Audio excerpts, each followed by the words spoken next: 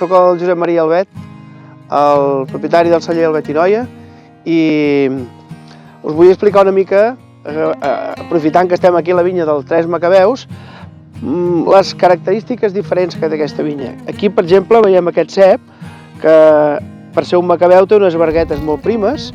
Aquesta característica de les vergues primes fa que els raïms també siguin prims. Quan la verga és gruixuda fa els raïms més grossos.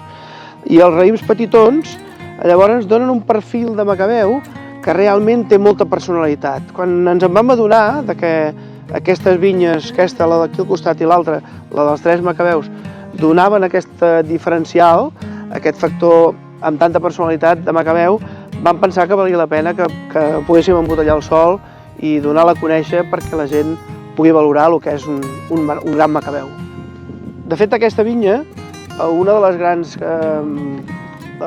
coses que li donen més personalitat és que està a la finca de Can Milà de la Roca, que estan a les muntanyes d'Ordal.